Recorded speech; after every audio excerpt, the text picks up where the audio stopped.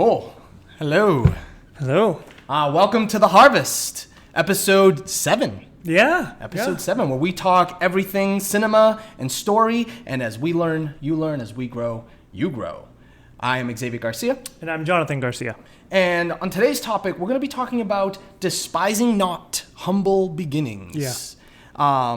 We're going to go through the creative process and how we as storytellers have developed and improved upon our skills throughout this creative journey. And we will be sharing our personal challenges and accomplishments that we have made along the way, and talking about certain famous individuals that have also begun humbly and have gone on to doing some great things in the industry. Yeah, I'm excited. Cool. Let's get started. Let's do it. All right. Well, first and foremost, this episode is the first episode that we are recording after we debuted our short film, Underground. Yeah, that's right. Yeah. That's right. And it went really well. It did. It got yesterday and it's published, and now it's got like around 700 views. Yeah, I think 700 views in under 24 hours, which was really exciting. Yeah. We did a YouTube live. Q&A session. Yep. That was good. And we decided to actually launch the episode live via YouTube, kind of like what Facebook does with the Facebook Watch Party. Mm-hmm. And that was exciting because that was the first time that we've ever released something directly to the public, free for YouTube. Usually we go through the whole film festival circuit and we take it through some of the more traditional processes, right. But there are no film festivals right now. Right. Yeah. No, the industry is in pain right now with this COVID-19. But there's no greater blessing than to bless others with your hard work and just giving it to them, during this time. Yeah, it was good to be able to offer up some new stories, and it was well received, I think. And we're excited that a lot of great, positive and excited reviews coming back, and everyone's pushing. We want to see more. We want to see more. Right. There's a cliffhanger at the end of it. Yeah. I think maybe next episode we can talk a little bit about just kind of the review process, or unless you want to talk about it now, we're free to discuss that. But at some point, we'll dig into the humble beginnings. I don't know. Yeah. What do you want to do? No, I'm on board with whatever we got there on schedule. I mean, I think it'd be good to definitely tackle it so the audience knows kind of what it entails. Yeah. Well, you know what? Let's incorporate it into today's, because to get to Underground, we needed to start somewhere. Sure. Right? We needed to start with humble beginnings and work ourselves up to having a short teaser that we created as a sort of a proof of concept for a pilot episode that we want to make, and we want to make it soon rather than later. And in order to get to that point where we feel as though, okay, it's time to launch a limited series, 8 episodes, so essentially 8 hours worth of content and great storytelling, we needed to begin somewhere. Mm-hmm. And so let's talk about that. Let's talk about how we began with story creation, kind of the humble beginnings, and talk a little bit about the process to getting to this point, and then we can shift gears. Yeah, writing is, to me, kind of, it's an art form, developing the structure, getting the information out. I mean, I know for you, since you were a little kid, you've been writing your stories. It was an outlet for me as a child, for sure. Yeah. And I know that you would always be so excited reading it to mom and dad, for me it was I wanted to act them out, or I wanted to perform them. I wanted to play around with the camera and bring it to life. And so it was that those are not just humble beginnings, but they're precious beginnings, because they're that deep-rooted seed that is embedded in you that will grow and blossom into something beautiful as you go on in the future. Nailed it. That embedded seed. I think a lot of us, as we're growing up, a lot of that, obviously the creativity, those creative formulative years where our imaginations are being, fostered, and a lot of that what we're taking in from the world is just kind of ruminating inside our brains and becoming the imaginative what we're exporting out, just putting out into the world from a creative perspective. A lot of that happens as a child. You're able to see, for example, my son, he loves making movies. He takes my cell phone. He's 4 years old. He takes my cell phone. He switches it over to the video. He has these characters, all his VeggieTales characters drawn out. He lines them up and creates his own episodes with the camera, and he films it. And I'm seeing him storytelling through a different means. At that age, I mean, I wasn't doing that at that age. Maybe a few years later, I was writing, and I was creating story with pen and paper, and that was my humble beginning. That was where story and creating something for someone else to partake in began at that point. And I think something that we want this episode to highlight is how those humble beginnings are super important, and how you need to be aware of that seed, like you said, that was deposited. Look into your past and see how the art that you were creating as a child. It could have been dancing, it could have been drawing, it could have been music, it could have been film, like my son is doing today. That's really important, and I'm glad that you brought that seed up. And to add to that, one of the greatest things in your pursuit for what you feel you're called to do, there's a freedom of knowing that you can actually let it go and trust that whatever has been put in you will end up coming out again in the future. Yeah. Because, you're like, I did this, so I must accomplish this in the future. Or this is everything that I learned. But when it's deep rooted, it'll just naturally come out as you continue to grow in life. You'll pursue. I mean, I remember when I arrived to UMass Dartmouth, and I went into my dorm room, and my roommate, my freshman year roommate, was in there, and I was like, I don't know what I want to do. I went in here for computer science. I don't know what I was thinking. I wanted to do websites and stuff like that, and at the time I was playing this video game, and in the video game, my friends online were asking me to do these tags for their character, so when they go online and they message and they and clan, all that, exactly. Online shooting and games. I'm like, yeah, absolutely. I started designing all this stuff and started making all these cool images and putting them together, and it just flowed, it just came out of me. I was this is at the very beginning of Major League Gaming, when that became big. Yes. And the website was launched, and people were uploading their teams. Right. With So tags the company and was stuff. called at the time it was Game Battles, and Major League Gaming's bought them out Game after. Battles. But during that time, it was like this. Like today, now it's like online gaming is a sport in itself. Esports, yeah. But at the time, people were asking, I want to make my avatar, and so I would design it for them, and people would just hit me up because so many people realized these are amazing. I want them done by this guy.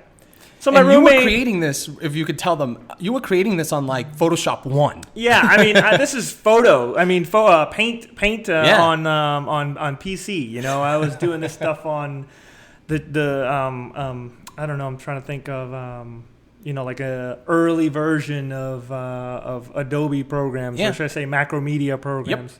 Yep. And so I loved it. It just flowed out of me. And it was natural. And when I showed my roommate what I was doing, he hovered over my shoulder. I was like, what are you doing? And I was like, I'm just making these avatar for my friends.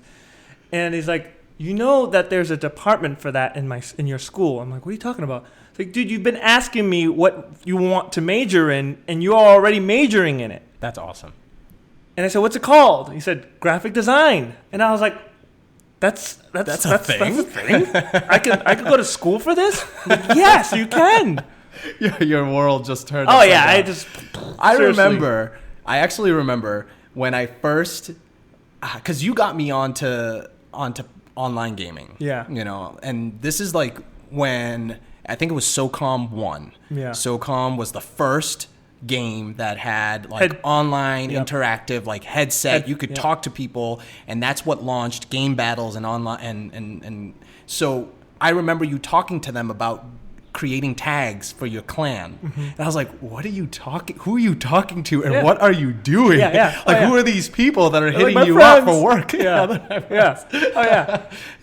And look, that was your humble beginning. Right. Awesome. Exactly. And it led me to, now I know at the end of the day, it's the Lord's plan for my life. nonetheless, it was something that was deep rooted in me. Even I can even go further back where that design came from, because you and I know our uncle is an artist, Miguel Ortiz, and he really influenced us growing up and how to understand, design, structural drawing, figure drawing, all the types of. He would buy us books and taught us the eye of design and art. So that was long. So it was something that I just loved. And so it just went on and on and on. I mean, going in between that, I would make the middle school and elementary school yearbook covers, and we'd compete for those. And so you don't know that your whole journey, that thing that has literally kept your joy moving, has been deep rooted in you. That was deposited. That was a seed. Exactly. And so, you go on to this point where it's now motion graphics, filmmaking, it's this world where all that is put together. It will come naturally, and you'll have this desire to become better at it every single day because of the fact that it is just a deep root. Yeah, man. You that's so important to kind of self-assess and look at that in the story making world that just kind of gives you joy, makes the baby jump, as you will. That spark that really gets you excited, because the cool thing about filmmaking and just cinema is that there's a department for everything. There's a department for literally every area of storytelling, whether it's from design all the way to motion graphics, to the acting part, to the writing part. I mean, every area of storytelling is somehow, some way touched upon by filmmaking. And that is what, to me, is exciting, is that if you are in this field, there is a space for you. There is a space for you. And it could be, you can have the rarest talent, and there's a space for that. It's like, I think at some point in one of our episodes we talked that everybody wants to be the director, everyone wants to be the DP, but look for that spark, look for that seed that was dropped in you where you were creative as a child within that world and that realm, and it has been developed. There's always somewhere where you began, where there's a passion in you, and follow that thread and see how that's been developed over the years. For me, it was with writing. For you, it was with design. Here's a story. It just randomly popped into my mind as I was thinking. But even Kanye West just dropped a gospel album, and in one of the songs of his gospel album, he says he thanks God for the 808s that he provided when he was a child. When he was a kid, he was given this instrument, and he probably, as a kid, that was a major impactful moment in his life. And he began with that. He started somewhere with a humble beginning, with a small toy, with a small gift. That developed into a passion. And here, many years later, ups and downs, hills and valleys on his life road. But here he is, making gospel music.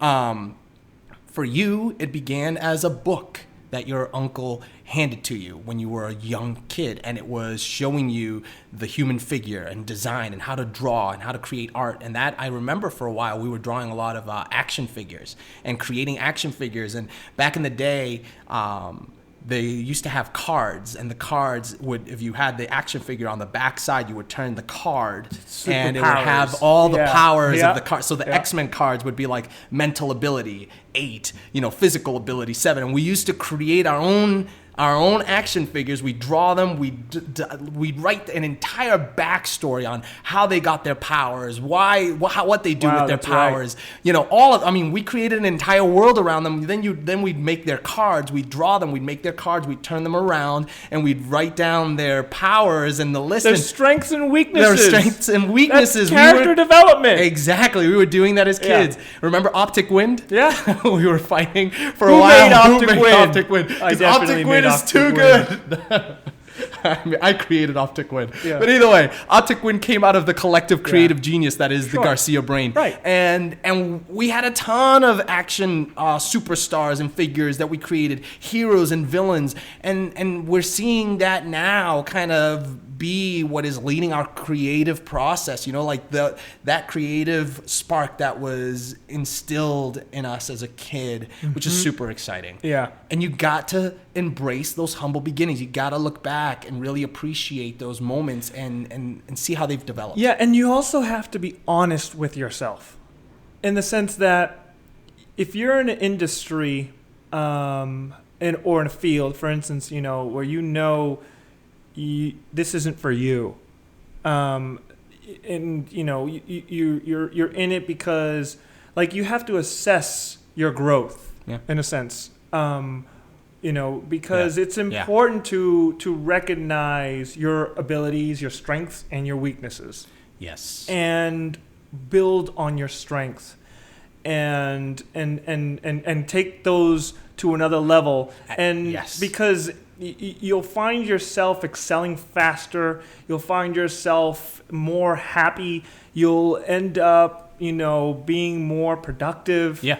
And I found that the best way to assess yourself and chart yourself is to do your homework, do your research as far as other people that have kind of taken similar paths and study their trajectory and where they're at now. And I'm talking, those that have found success in a particular creative field. And I'm not saying necessarily compare yourselves so that you're doing what they're doing, but use that as benchmarks and see where you're at and where you compare as far as your level of creative output and where it's at. And so, for example, look at the Christopher Nolans and what they're doing now versus what they did 10 years ago. And are you on that same 10-year trajectory? Where are you improving? Year one, have you created a film that is to the level of what he was able to accomplish year one? Year two, have you created X, Y, and Z? And just kind of use those as benchmarks, or look at other artists, whether it's writers or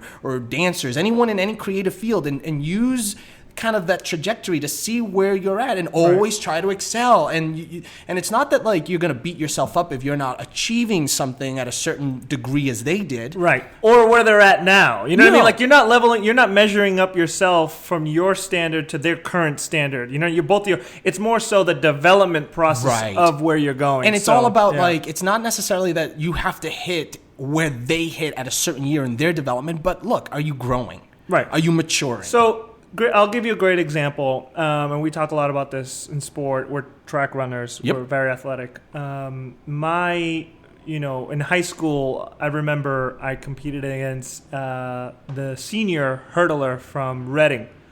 Actually was the fastest hurdler in the state. Oh, yeah. And I remember I competed against him, and that race, I fell to the ground, I crashed, I burned. And you were a freshman, I was a freshman. I was a freshman that year.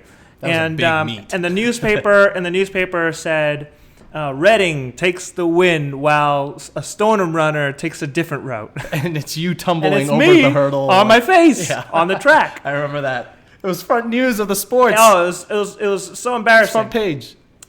But things like that impact you and push you to the next level. That where you're working hard all through high school, you're working hard, but still you realize that there's this natural, this inner pursuit of your abilities that still don't meet your peak. It wasn't until, which by the way, my friends in high school would say, like I competed, I was really good, I won states, but it wasn't really until I came to college where I was able to really excel. Yeah. Whether it was growth, maturity, whatever it was, there was still a physical. The people I raced against in high school, I was crushing. And now I was competing against D1, going national, and so it's like. But I was, I was in a trajectory where I was so much more slower, and then all of a sudden in college I just peaked, And so I feel as filmmaking is the same exact way. There'll be a time where you're just, why am I still here? Why am I still here? Why am I still? And you learn one thing, and all of a sudden, boom, you're peaking up. Yeah. And so that's why it's important to feed the monster, as they say. Keep giving to that desire that's in your heart, to that creative outlet. Learning, studying, because at one point there'll be that one thing where all of a sudden, boom, you're peaking. Yeah, it's actually funny because even myself, I would look at Edwin Moses, the famed 400-meter hurdler, the greatest 400-meter hurdler of all time, came out of Morehouse College. And I would look at his performances, and how he did through high school and college, and okay, if that's where I'm going to be by the time I'm a sophomore in college, then by my sophomore year, I need to be at this time. Right. We Those went are after goals, it. though. Yeah, Those were are good. goals. Yeah. Absolutely, and they were goals. And you know what? I missed them, every single one, but at least it put me on my trajectory. It put me on my path, and I was always improving. And I think sometimes the slippery slope there is that when you miss them and you miss those goals and you start to beat yourself up, and then you fall into like certain anxieties, and that's where you got to be careful too, because it's not about following someone else's path. No. Because you're going to be put on your own and you're going to live your own story. It's about using them as benchmarks to be able to see that you are growing and that you are moving forward. Because sometimes when you're in the thick of things, it's hard to see your own maturity. It's hard to see your own development. You don't know, like where you've made it. You almost have to take an outsider's look in order to see where you've progressed and how far you've come. And I think that a great way a good tool is to using other individuals that have created similar paths as a benchmark. Absolutely. I mean, it's really no different than our faith. Jesus is our standard. Right. We do everything to meet what he has done. Right. As best as we can, unto perfection, as they say, but knowing that he is whom we rest upon, to know that we are only perfect because of him. Right. So it's like, so in a way, it's like, we look at a standard. So when you're filmmaking, you look at a standard, you find that person that's the technique, that's the style, that's the story structure that I know I want to portray. And you develop and you measure it. Yeah. You hit the benchmarks, and as you grow, and like you said, as you feed that creative desire and hunger, then you start to kind of forge your own path. Right. And the more that you study it, the more that you get better at it, the more then you're able to kind of break rules, because it's important first and foremost to know the rules, right? The rules of story structure, the rules of filmmaking, whatever it is that you're doing, and of writing, and then once you've understood them, and once you have an appreciation for what the structure of what you're doing is and what it means to actually be successful in that area, then you can start to explore outside the box.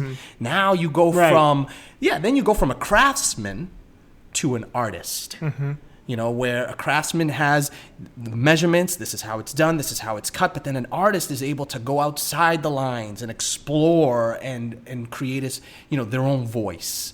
And that takes the practice, that takes the study, that takes the commitment, that takes the failures, it takes the successes, exactly. It takes all of that. You need all of it, because without any of it, you won't be able to assess your performance. And so we've done a lot of that over the course of even just the last 4 short films, for example. And we're leaving all of the theatrical work that we've done out of the picture, because there's a ton of years of theater. Prior to even getting full-time into film, there were a couple of years of just like we're always going to go back to theater. So it's not like, theater is a part of our past. No, just like theater is a passion of ours, because we talked about it in the last episode. The communication aspect of theater is interesting. It's a different style and a different approach. But we had, prior to getting into doing a lot of the heavy film work that we're doing now, maybe about 6 to 8 years of theater work prior to that. Yeah. And you can see the trajectory of our development in storytelling over the course of these last 10 years. And it was because we accepted the humble beginnings. We did some self-exploration, learned where we are passionate about, and developed and fed that creative outlet that we were like, okay, writing, design. So that's why we strive for our films to have a unique design element to it, because that's a part of your creative, your humble beginnings. Story is part of our humble beginnings. Character development, when we were creating those action figure, comic book characters, that's, character development was something that was really important to us from the very humble beginning, which moves us to our next topic, the creation and creativity process, which we've kind of touched upon now. But if you were to look back and talk a little bit about just like what actually helped you grow. So I want to talk a little bit about constructive criticism, because it was constructive criticism that has helped us go from the humble beginning to the humble middle to the humble where we're at now. You know, you cannot be humble without criticism. You cannot, you know what I mean? Like you can't understand, like for instance, you can't understand what it is to be humble without receiving criticism. Yeah, what it is the two and two work together. Yeah. Like in order to receive it, you need to be able to kind of swallow the Exactly. pride and hear. You said it and better than I receive did. it. Absolutely. And so one thing that I learned, and I'm so thankful for, it's one of the greatest things I was taught in school, actually in design, was critiques. Yeah, you've taught me that. Yeah. You taught me how to receive creative. Yeah, constructive it literally was years of teaching, being critiqued. Can you imagine that? Being taught how to receive critique, how to sit down and have like hundreds of kids just go through your work and be like, this sucks and this is awesome. You know, like literally telling you this straight onto your face. Yeah. And being able to digest it, process it, and implement it. Yeah. And I would sit there in class, I would present my work, and then they would beat it up. Yeah. And that is so good for you. It is one of the best things for you, because you are coming out of there with treasures. You're coming out of there with treasures to add to your abilities. Yeah. And the moment that pride fills your heart, the moment that anger or frustration fills you, you will miss all the blessings of that. Yeah, that's actually something about you that I really, really admire and try to emulate myself, because I didn't go to a design school. I didn't go to an art program. You know, I went to a liberal arts school, and I tried to create my own, writing major or my own film major, and that failed, and it became kind of like a minor.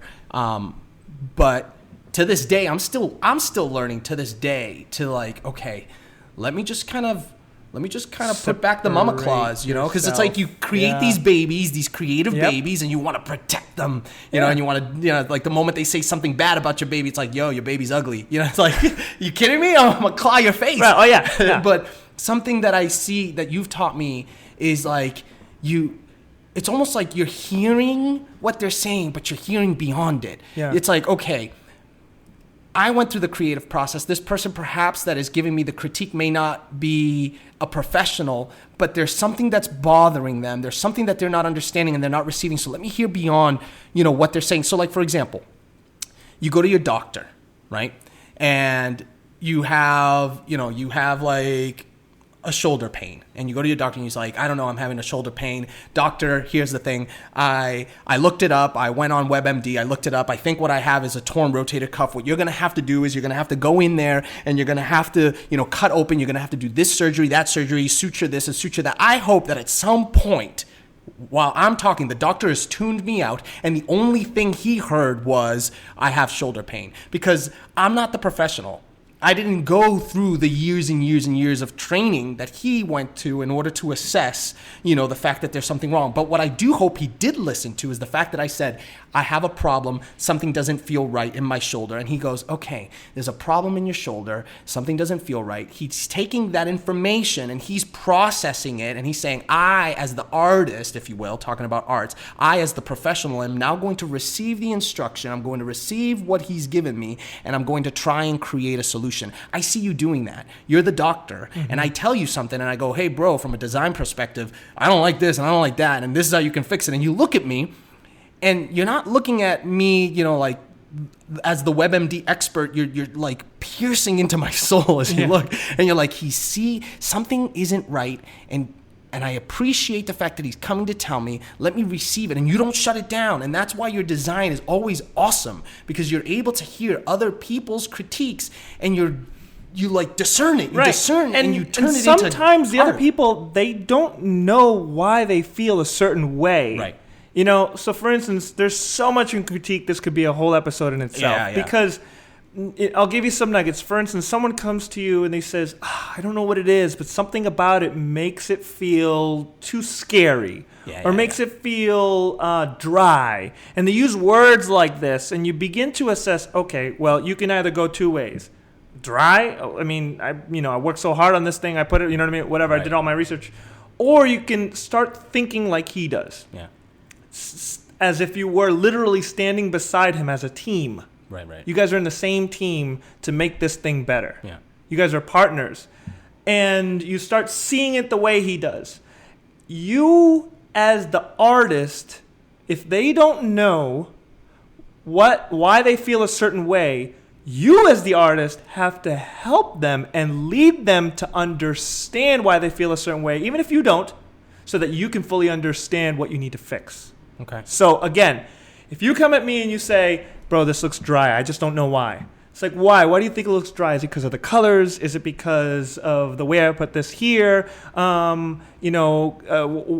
What is it telling you? I start asking you questions. Yeah. To help you. Yeah. It's literally, I'm helping you say bad things about my project. Mm-hmm. Yeah.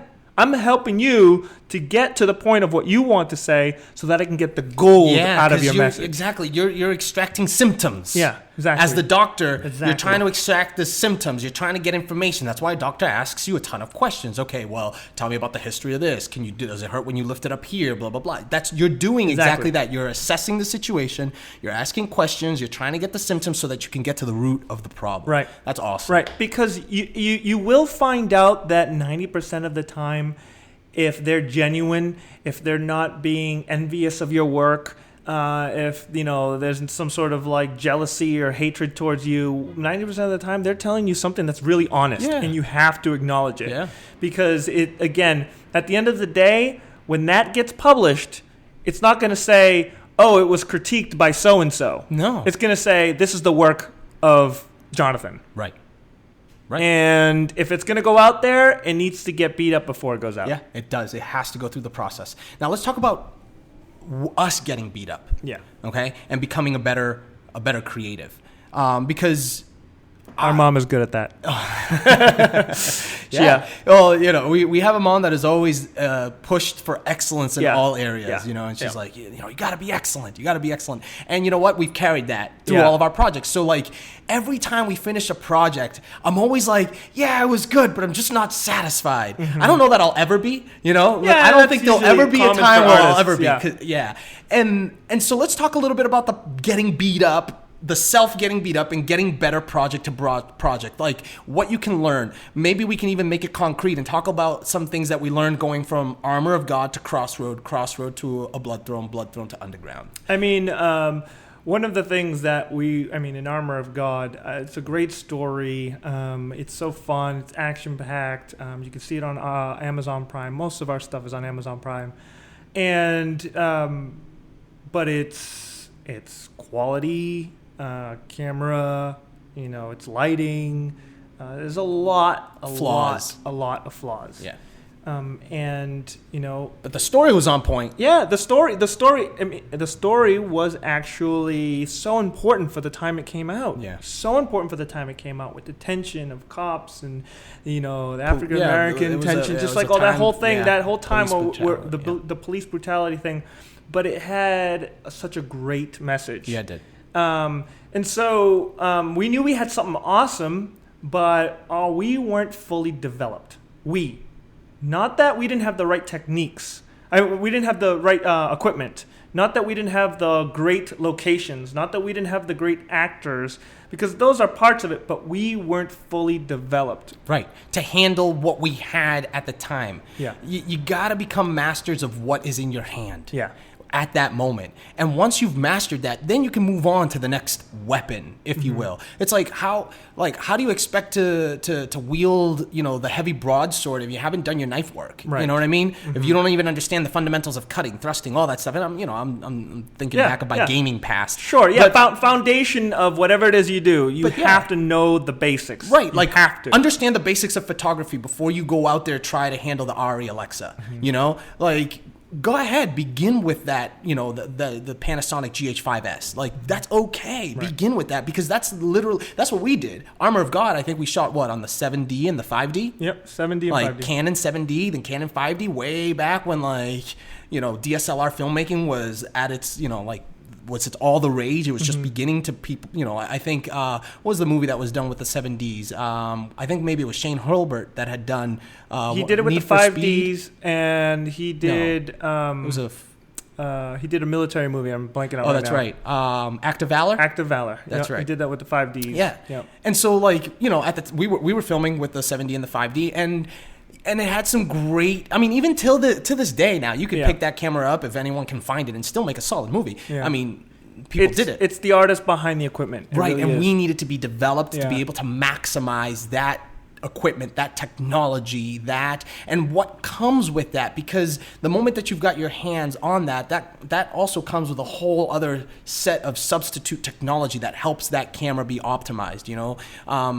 And the crew that comes to be able to handle that kind of technology is going to be completely different than the crew that it takes to handle the Arri Alexa or Arri Alexa Mini, or whatever, the Monstro 8K Red. Like, it is a different environment, it's a different team, it's a different crew, it's a different approach, it's different technology, and all of it. You need to be the master of what you have in your hand right now. Everybody has an iPhone, right? And that's a great humble beginnings place, start there. Start now. Absolutely. You'll find yourself realizing that it is okay for you to start off with things that have some sort of auto feature.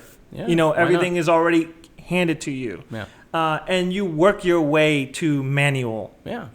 You work your way to the Aris where everything is manual, because you've come to the point where you know what you want out of your equipment. Yeah. It's important to, alleviate your workflow so that you can learn instead of suffer, get frustrated, and just quit. Yeah. You got to be able to master the technology, that you have in your hands, the tools with which to make story great. Ultimately, the idea being that the purpose and the goal is to tell a story. The purpose and the goal is to tell a story, and the better that you become at telling the story with what's in your hands, the better storyteller, obviously, you are. And then the stories that you tell become more and more complex, and they require a different and greater technology. That's something that Pixar does. Pixar doesn't look for great technology to tell their stories. No, they tell great stories that demand a new technology to tell it. And that's something that is important, as you develop as an artist and as the stories that you want to tell develop. And I'm talking now just kind of across the board, not just filmmaking, but it could be, art, figure drawing. It could be whatever, music and musician. As your story and that which you want to tell becomes more and more sophisticated, so too do the tools necessary for you to tell that story. But where you're at right now, master that. Right. Take your time, develop. Take your time. We started, there's something that, for us, we've been very diligent about ensuring that we're doing as many short films as we possibly can and becoming as excellent at just in the short film world as excellent as possible before we jump into a 2-hour, $50 million feature. We want to make sure that we have developed, that we have grown, that we have seasoned and matured as artists, as storytellers, with the craft and the tools that are around us now. And in the process of growing, technically, our storytelling is growing. And vice versa. And really more so as our storytelling is growing, the technology is growing. Right. And to the point where, we just did Underground. Underground was shot on 8K. Now, we didn't need 8K. It's just the story that we were trying to tell, this period piece in an extremely dark setting, an extremely dark environment with a wide and awesome set. We wanted to shoot it, at a large aspect ratio. We knew we were going to scale back. We were going to do a ton with VFX, and we knew we wanted to scale back to 4K. And as our storytelling grew in complexity, so too did the technicality in order to pull it off. Yeah, you'll end up finding that whenever you're looking for, as you grow as an artist, you will end up getting things, equipment, people, actors. You'll start narrowing down your selection. Whereas when we first started, we was like, we'll take anything, we'll use anything, we'll use that, we'll get that guy, But when we continued to work on our abilities, we started saying, we'll take this because we want to do that. Because was added into our vocabulary as we became better and better at what we did. Yeah. And so the process, right? Something that we briefly mentioned is that, we had kind of a foundation of time where we did strictly theater. And during that time, those humble beginnings with theater, we weren't working with any technology. A bare stage, 2 chairs, 2 actors, go. We were working on story. Before we even got to Armor of God, where we picked up the 5D and the 7D, we were just developing the ability to tell a solid story. And, and that's why theater was great. Community theater was phenomenal. Please check out episode 5 or episode 6, the episode right before this one, because in episode 6, we talk about the transition from theater to film. Yeah, back in 2006 or 7, I'm blanking out right now, 6, 7, 8, I think it was 7, the red one came out. It was like the biggest thing, we had friends that were using it, but at the time we had an XHA1 Canon. Then we ended up getting a 7D, and we're like, why don't we just ask so and so to get the red one? We can make this thing awesome. It wasn't until like 7-8 years till we actually finally used the red, right? For Crossroad, right? And it was because we said we need a red because the story demands it, right? And so one of the things that you have to be okay with is let technology just go on its own. You have to look at what you're trying to say and then start choosing, the things that you need to create it. And if what you have in front of you is all you have, then look at your story, look at your limitations, make assessments, make adjustments to make it as best as you can. Yeah. But, that's really where we started. Yeah, and having started, for example, with theater, just to go back for a minute, that allowed us to get a lot of the bad, I guess, for lack of a better word, a lot of the bad out of the way, which brings up a really interesting topic, is the topic of film school.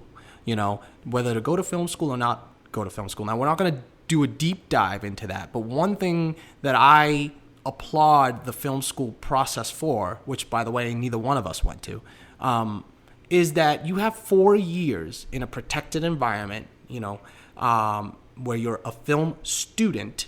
You're able to be a student of the craft and get all of the bad out. Get all of your bad storytelling out. Fail in a safe environment. Fail a lot. Be critiqued and told why this is bad, why you need to improve here, why you need to improve there. And it's 4 years of just growing up. And we had that with theater, where we were in a community theater, church theater environment where we were people in the world, the nicest people. Like, we were putting out some really bad things at first, let's not talk about Out of the Darkness, okay? But for those of you that know, but it was an amazing opportunity for a lot of us to just grow up. Yeah. And I'm not here to tell you don't go to film school or do go to film school, but the one positive that I know for a fact film school is great for, other than just resources and network, and hands-on, is a time to just get all the bad out before you're in the real world, making now films and making content that is now being watched, looked at, measured, dissected by people that are going to say, yay, well, they're worth the time, or nay, they're not worth the time. And that's why it's so important that where you're at right now, wherever it is that you're at right now, despise not humble beginnings. Start with what is in your hand. Yeah. Whatever it is that's in your hand. If you're passionate about a story, there's a message that you want to tell, anything it is, start with what is around you and what's in your hand, because I guarantee that there's a process that you're going to need to go through, a learning, a growing, a maturing, a seasoning, and fine-tuning that you're going to need to go through, because that's not where you're going to end up in your storytelling. That's just where you're beginning. Yeah, and any type of school, whether film school, art school, school started years ago. before you have even arrived. You realize that all of that stuff has already, like we mentioned, some sort of root, some sort of upbringing, some sort of, and if it's something that you just like, you're from, you're in sports and a completely different end, you're like, you know what, I want to pick up a camera and start taking photos. That's okay. I mean, there's a reason why you want to pick up a camera in the first place. You want to enter into a different world where it's going to bring you understanding of many other things. But when you're in a pursuit from hobby to a professional, it's something that you have to consider. Whether this is the right pursuit for you. Like we said, building on strengths. Yeah. But yeah, no, I would have loved to gone to film school. I would have loved to, but there's again today where we have so many resources. Yeah. So many that has allowed us to, School of Hard Knocks. Yeah. Learn as we go. Self-taught, grow. Look, and what we said at the beginning of the podcast, just having the benchmarks. Having those individuals that you look to, you see their trajectory. Like for us, for example, I know that both of us have followed the Nolans. Christopher Nolan and his brother Jonathan Nolan. And they've worked together since they were 7 and 8. I think that's when, at the same exact age. And we watch those benchmarks and how they went from their first film, The Following, back in '98. I think they made it with $6,000. And that allowed. Because they were able to accomplish so much with so little with their first feature, then they did Memento, which that's when people looked and they were like, these guys can tell stories. Yeah. But you can also see their growth to the point where now, Tenet is about to come out and people's minds are going to be blown. But their big break came with Batman, the Batman series. And in the series of the Batman trilogy, they were able to accomplish some great storytelling things. They grew through that.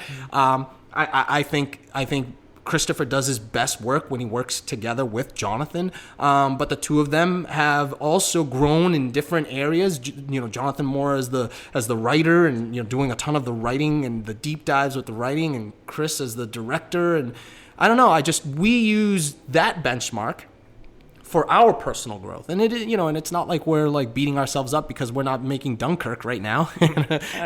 We've written our Dunkirk. Sure. We have written our opus, and it's there. Someday it's going to be made. It's we've been working on that that script for like 4 years now, and we're still working on it and developing it, and we will grow into that. That's another topic that we could talk about at some point, that we have written stories that we know we haven't grown into yet. Yep. We can't jump in yet. We can't, we read the stories and we're just like, wow, what a story. We're not there.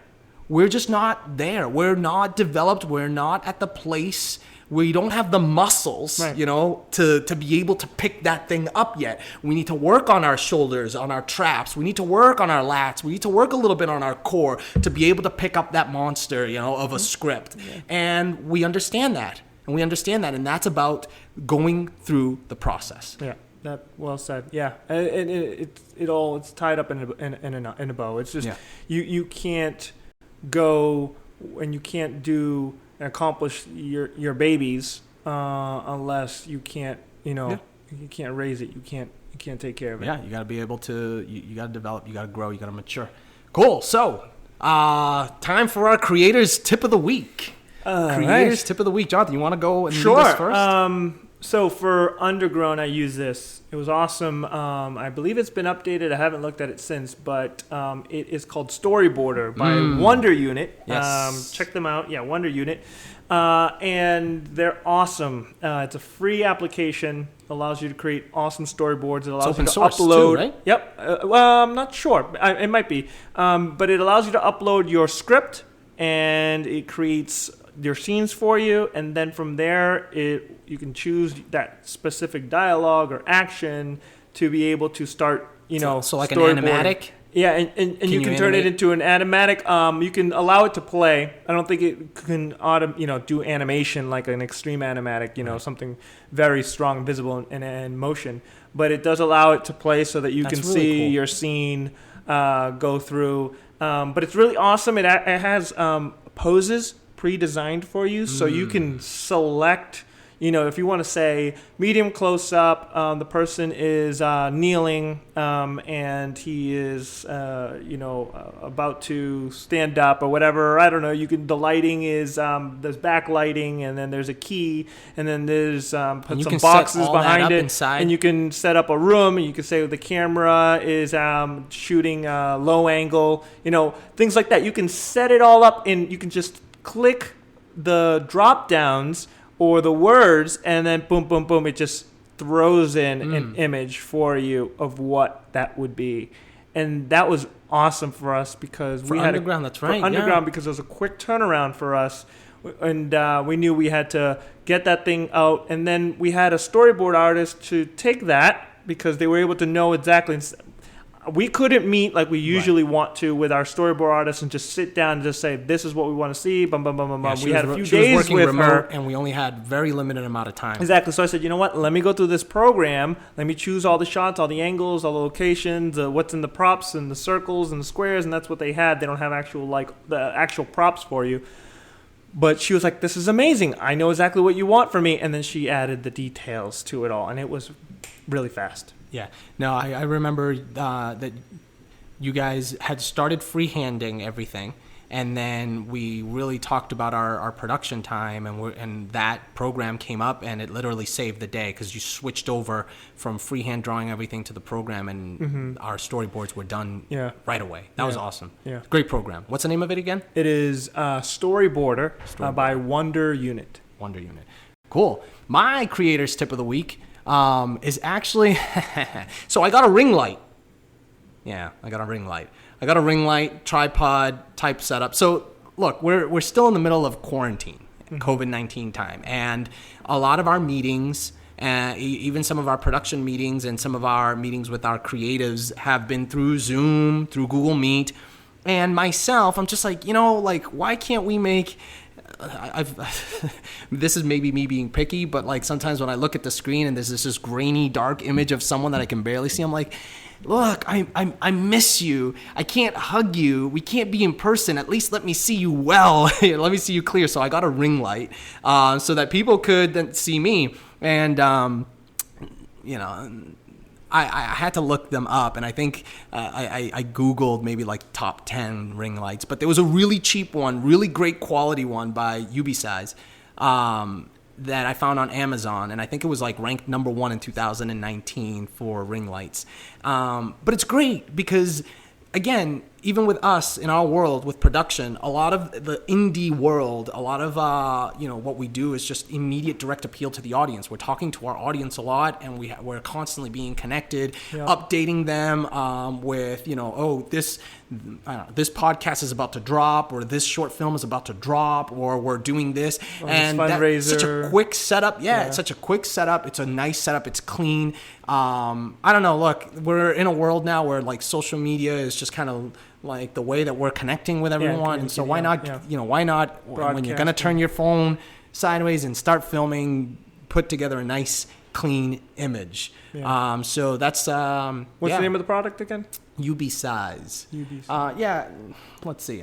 It was on there, but I think they're like tripod, I think they're literally also, if you go on their website right now, the Despise, every product that they have is sold out because everybody is doing this. I think people are realizing, hey, if I'm going to live on Zoom, I might as well put together a nice image. So good production. So Despise.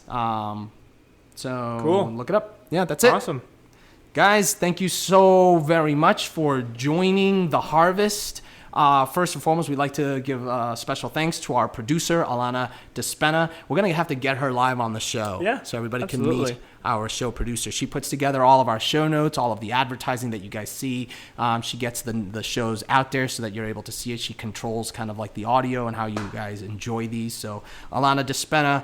Soon we'll be posting a copy of all the show notes and the transcripts on our website, mountharvest.com. That's something that Alana is working on as we speak. And if you love what you heard and you're really excited about what we're doing and you want to hear more, you want to support what we're doing to help us keep putting out these episodes, you can support The Harvest on our Patreon page at patreon.com/The Harvest Podcast. And if you have any questions, you can reach us on Twitter. I am X Garcia. And I am at Jonathan Harvest. Or for longer questions, you can reach us at info@mountharvest.com. That's our email. And look, if you have any questions at all, just write to us and we'll address them right on the air. We'll talk about it, discuss it, and maybe it could become a whole show. Yeah, it could become a topic. Please like, share, and subscribe. Thank you, guys. Thanks, guys.